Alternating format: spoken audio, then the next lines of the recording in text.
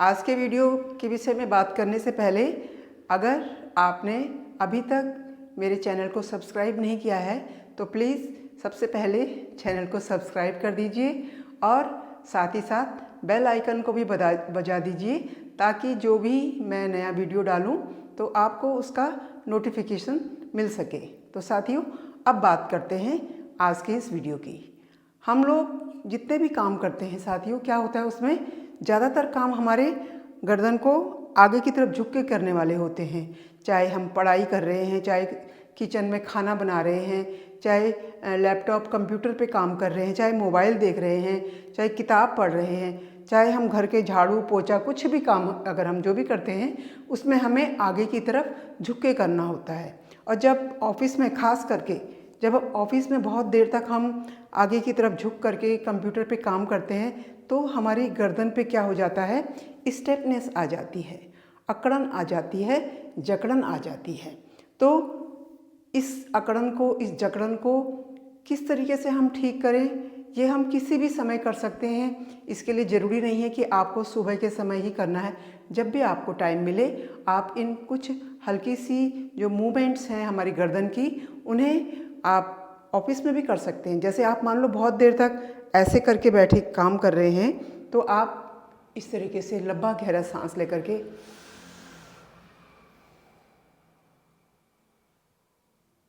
ऐसे कर सकते हैं 4-5 बार। तो इसमें क्या जा रहा है, आपका कोई परेशानी नहीं है, कोई कष्ट नहीं हो रहा, बल्कि कष्ट से मुक्ति मिल रही है। तो अब प्रॉपर वे में बता देती हूँ कि क्या करना है आपको। तो अगर स्टिफनेस गर्दन में ज़्यादा हो रही है इन्हीं कारणों से जो मैंने आपको शुरू में बताए हैं, तो आपको क्या करना है, लंबा गहरा सांस लेना है और गर्दन को ले जाना है दाईं तरफ, गर्दन को उठा करके लिफ्ट करते हुए इस तरीके से थोड़ा सा होल्ड करना है, फिर सांस लेना है, फिर सांस को रिलीज करते हुए ले जाएंगे बाईं तरफ, कुछ सेकंड के लिए होल्ड करेंगे, फिर सांस लेंगे सामने,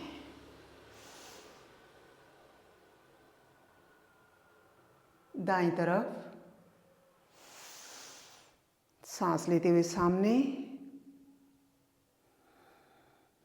सांस को रिलीज करते हुए बाईं तरफ और फिर सांस लेते हुए सामने। तो इसे कम से कम आप 5 से 10 बार कर लीजिए। आप जब आपकी गर्दन थक जाती है उस समय भी कर सकते हैं, और अगर आप सुबह शाम योगाभ्यास कर रहे हैं तो उस समय भी कर सकते हैं। दूसरी मूवमेंट क्या है साथियों, दूसरी मूवमेंट है अपने सिर को अपने कंधे की तरफ ले जाने की कोशिश करना। तो अगर आप सीधे सीधे ऐसा कर सकते हैं तो ऐसा कर लीजिए, और अगर आप नहीं कर सकते हैं तो आप इस हाथ की मदद ले सकते हैं। तो लंबा गहरा सांस लेना, इसमें भी मतलब डीप ब्रीदिंग तो करनी है साथ साथ। यहाँ पे हाथ रखेंगे और कंधे की तरफ देखते हुए इस तरीके से इसको नीचे की तरफ दबाव डालेंगे, सांस लेते हुए ऊपर आएंगे।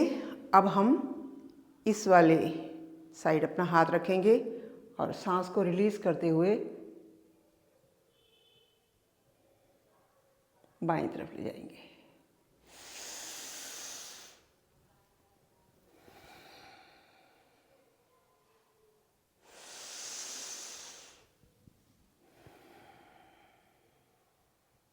तो ऐसे में क्या हो रहा है, हमारी गर्दन पे यहाँ पे खिंचाव पड़ रहा है, और जब हम इस तरफ को झुक रहे हैं तो यहाँ पे खिंचाव पड़ रहा है। तो खिंचाव से ही क्या होता है, हमारे को रिलैक्स मिलता है, रिलीफ मिलता है, आराम मिलता है। और इसे भी आप 5 से 10 बार कर लेंगे।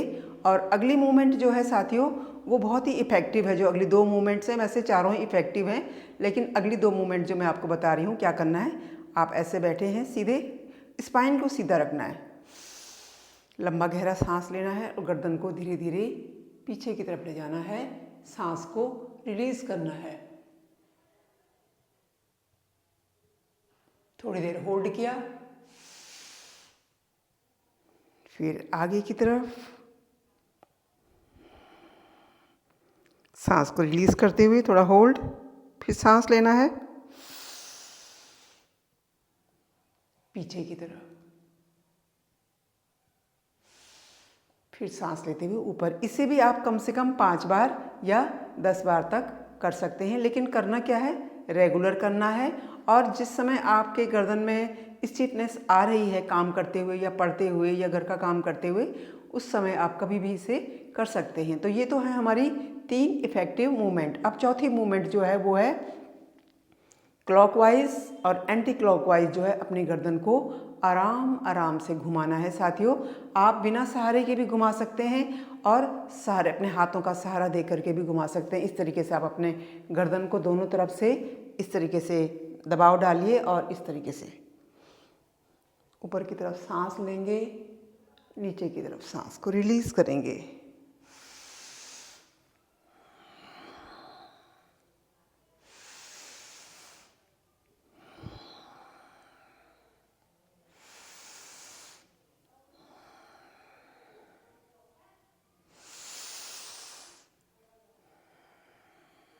तो ये तो था हाथ को सपोर्ट देते हुए, और बिना सपोर्ट के कैसे करना है, इस तरीके से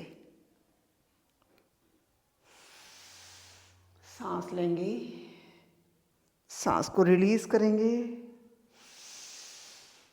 इनहेल एक्सेल, इनहेल एक्सेल। इसे कम से कम 5 से 10 बार, और ऐसे ही करेंगे बाएं से दाएं तरफ भी, ऐसे करते हुए।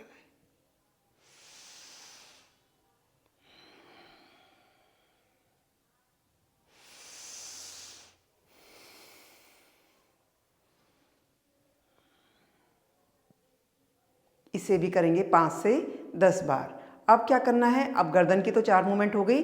अब क्या करना है, कंधों को इस तरीके से उठाएं। 1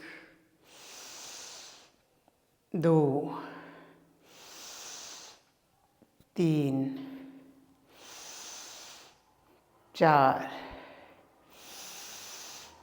5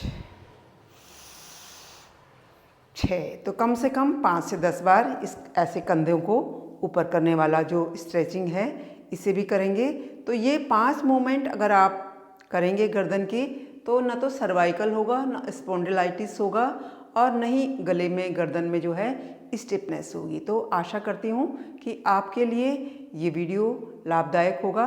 और यदि आपको सर्वाइकल की प्रॉब्लम नहीं है, तब भी आप फ्लेक्सिबिलिटी के लिए इसे कर सकते हैं, और अन्य लोगों के साथ शेयर भी कीजिए। और एक बार पुनः आपसे निवेदन कि मेरे वीडियो को, मेरे चैनल को सब्सक्राइब कीजिए, और साथ ही साथ वीडियो को लाइक करके और कमेंट बॉक्स में अपने सुझाव भी अवश्य दीजिए। सभी को प्रणाम।